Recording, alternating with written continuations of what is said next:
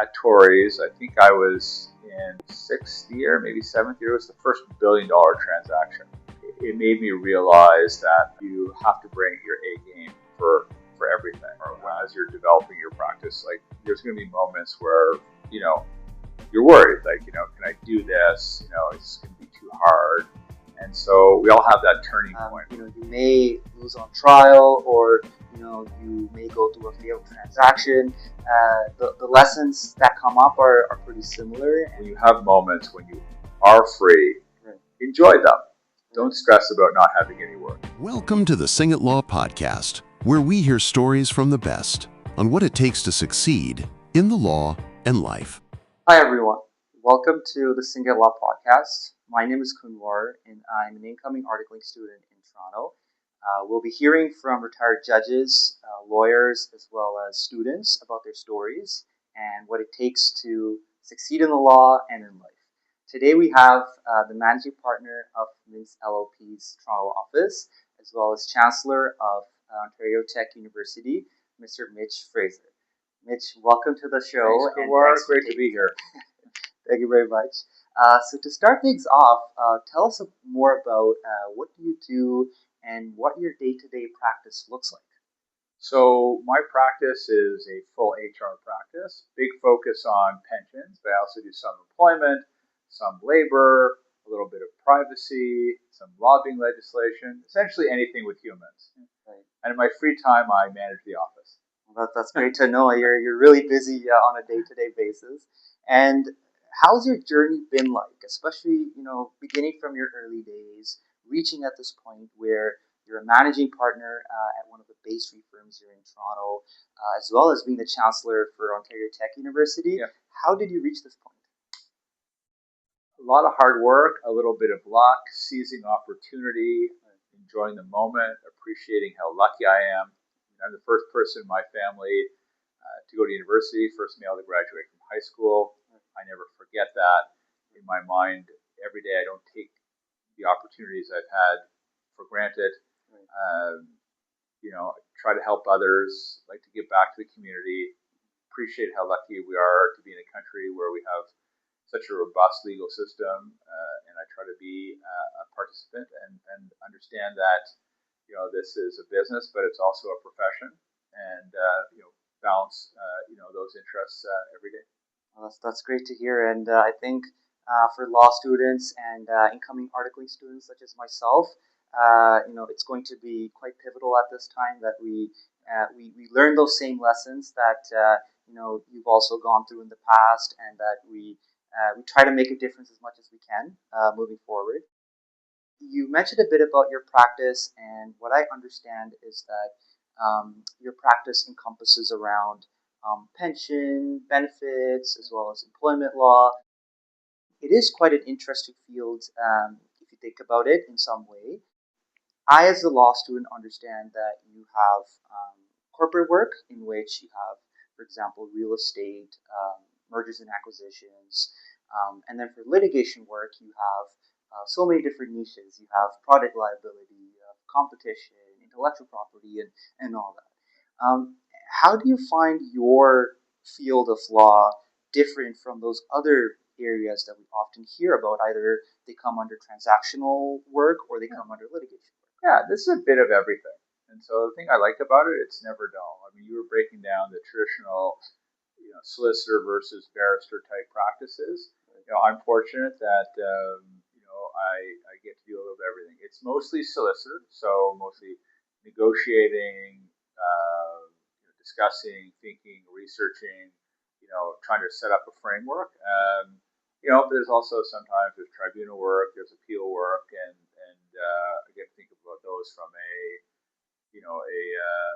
from an interesting perspective as well. So it kind of ties together. I mean, the practice of pensions alone is tax, and it's trust, and there's some component of admin law, and there's employment. And when you look at what a pension is someone's largest benefit in many cases, and that is something they get as an employee often, not always, but in many cases. So there's a lot of things that tie together. Every day is a different day, and people say, "Why did you get in this area?" met a lot of interesting people. You know, it's a challenging area. Things are always evolving. I'm always learning, and the main thing for me, it's never dull. Right. Well, that's great to know, and especially when, at least from my side, when I hear that a field of law is quite interdisciplinary by nature, that makes it quite more interesting for someone like myself to get into more, detail and explore what that practice here is Can't about. hurt to try. The great thing about you're going to article, you're going to see lots of different things. I'd say the same thing to most articling students is enjoy the moment. You know, part of the being an articling student is being an apprentice, and your job is to assist, but it's also an opportunity to learn. And as you become more senior, your practice will tend to narrow more. So look at everything as a broad-based experience. To the extent that your firm or your company or your organization offers that, but try to get the most that you can out of that period. Well, that's great to know.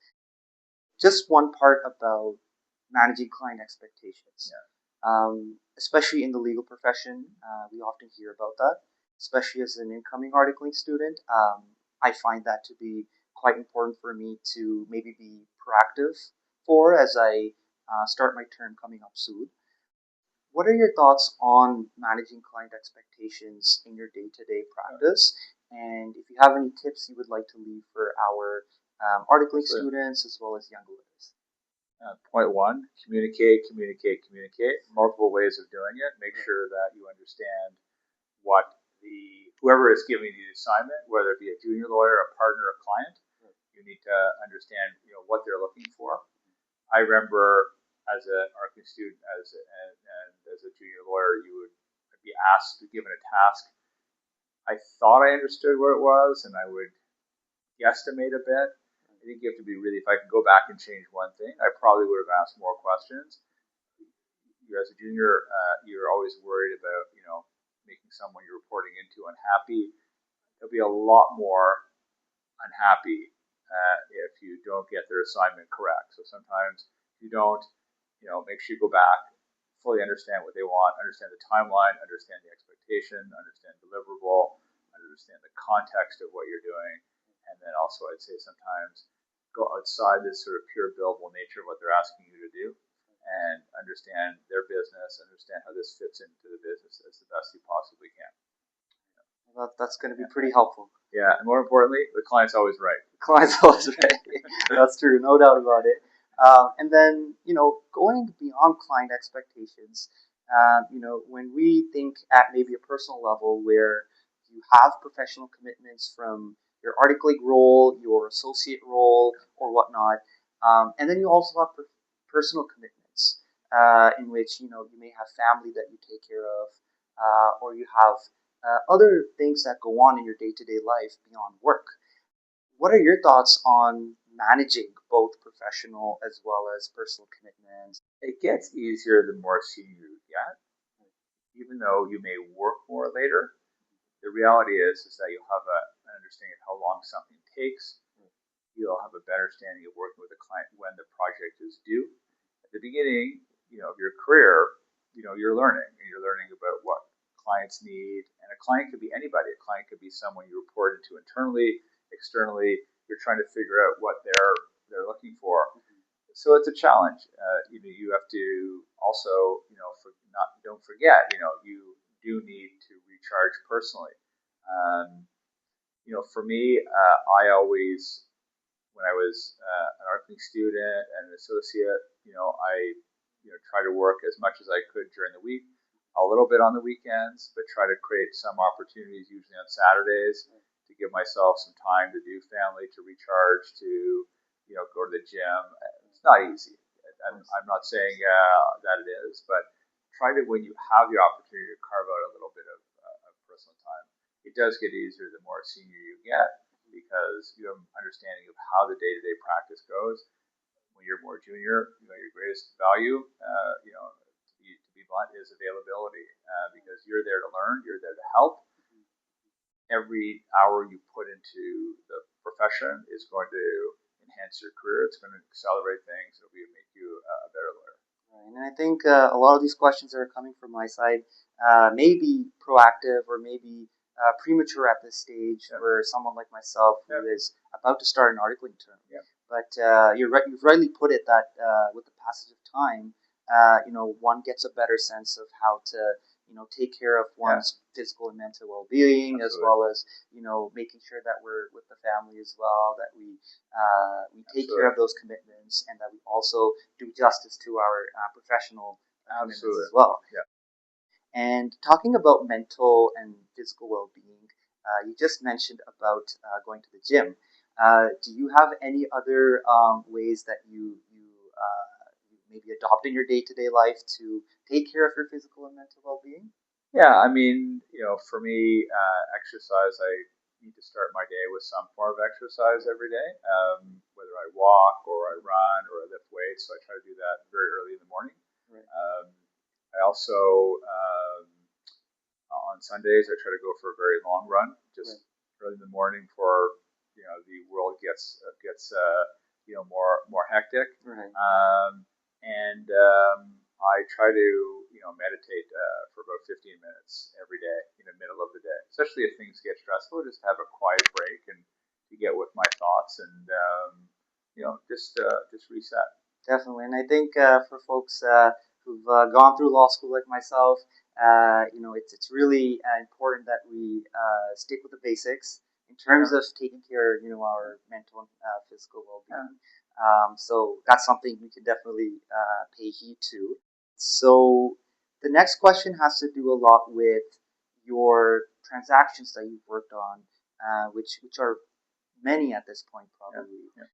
Do you remember a single transaction that has been quite meaningful to you or important to you in some way? And if you can maybe describe a bit about that if possible. Yeah, I mean, I won't call it the name, but I will explain. It was at Tories. I think I was in 6th year, maybe 7th year. It was the first $1 billion transaction that I worked on, and it made me realize that a transaction is a transaction, and that $1 billion transaction or a $20 million transaction or $1 million transaction, you have to bring your A game for everything, and that someone is asking you to do a job, you're a fiduciary, and you have to give it your best. And before then, I was always like, can I do this? Like, no matter who you are, as you're developing your practice, like there's going to be moments where you're worried, like can I do this? It's going to be too hard. And so we all have that turning point where like, I did that deal, I can do any deal. Same thing with litigators; it'd be a big case, but we all have turning points that will change our lives and give you confidence. I mean, the reality is everybody fails. There's no lawyer that I ever met who's won every litigation case and every deal has worked perfectly. Failure is an important thing. Like you learn more from that, and that sounds very hokey. I mean, everyone's you hear that a lot, right? But you do like to be successful, you fail, you get up, you dust yourself off. Just don't fail at the same thing over and over. Right. That's part of the learning process. Right. But absolutely, I've probably done 500 transactions. There's probably 10 that I'm thinking about right now where each did different things for me. But that one, that first $1 billion transaction, it made me realize that I can do anything. There isn't a deal that's too big. There isn't a deal that's too small.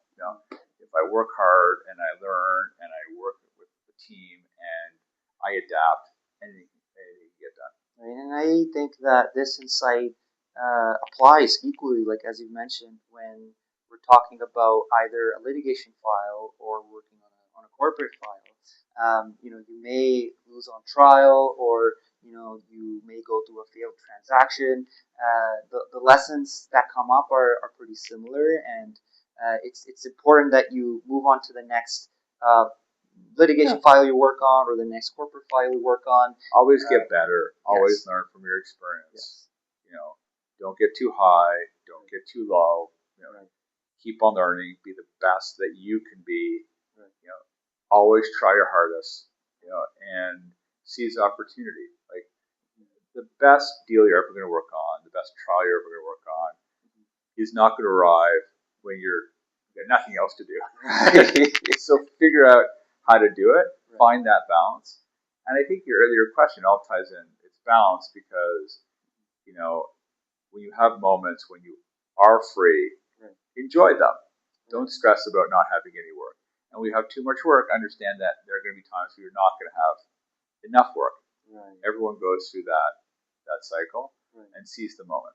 Right. Oh, that's true. I mean, it's something definitely that I'll be starting to work on when I begin my articling term. Do you maybe have any tips that we might have not covered yet for our law students, articling students, and young lawyers that they should maybe keep in mind as they progress in their career? Yeah, it's your career is not going to be a straight line. It's going to be a lot of zigzagging, and it's not going to be exactly what you think it's going to be. And you're going to have opportunities. Don't think you're going to get those opportunities again. So it's something you want to do it. We're all very lucky to have these opportunities. I'm so grateful to all the lawyers I've worked with, all the clients I've worked with. There's never a moment that I don't think, oh, this is too tough, or this is great. Right. We are an amazing profession, and we work with amazing people in a very civil society, and seize the moment.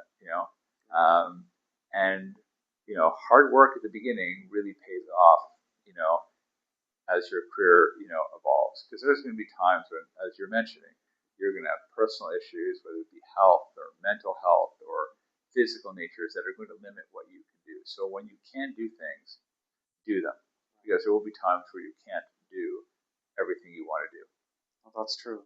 There are limitations, especially when you're talking about the same professional commitments versus personal commitments. Trying to keep a balance, which may be daunting at times. Trying to go through that, and I think one's articling term would be pretty helpful in getting used to that, and that's something that I'm really looking forward to as well. So to end things off, Mitch, we do ask a couple of rapid fire questions. Right. So our first question that we would ask is that what gets you ready for the day? Is it coffee? Is it tea? Or is it something else that you have for breakfast? Exercise. Exercise. I know it sounds funny, but it's like literally it. Whether it's going for a walk or just lifting weights or going for a run, it's just a half hour. Right. Like it just clears my mind.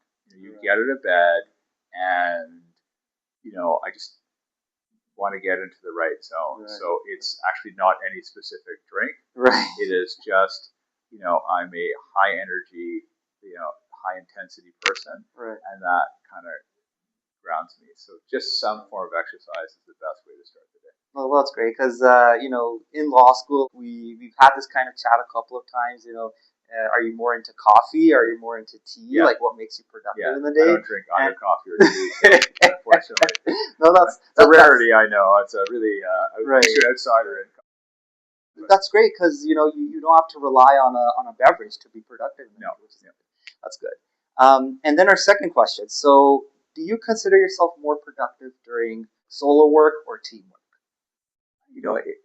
It's a bit of both, because you learn obviously by working in a team, but you need time by yourself to work out the actual problem. Yes. So I think it depends on what it is. Mm-hmm. I mean, I've been so fortunate to work with really great people for such a long period of time. And so I love the proverbial spitballing, but then I want a few minutes alone or whatever it is to think about it. Right. And there's, I think, a balance that needs to be kept in that matter as well. So. Well, that's good. And then lastly, are you more reachable by email or by phone or text, or is it really pretty much balanced? No, I think the thing is that what I try to explain to people that I work with, so if it's not time sensitive, like if it could be, because I get hundreds of emails a day. Right. But emails are really good because it keeps track. They're in my box and I get through them, and every day I get through all the emails. Yes. If you need to reach me, within an hour, then I just say text me. And if it's absolutely urgent, call. Right. So it depends on the level, and I try to, with people I work with, whether it be clients, like at the end of the day, it's whatever everyone else wants. So it's not about me, but you said like what works best for me. Each is a sort of like a different level of where we escalate in this to. So if it's just a regular, you can do it anytime today. Send me an email.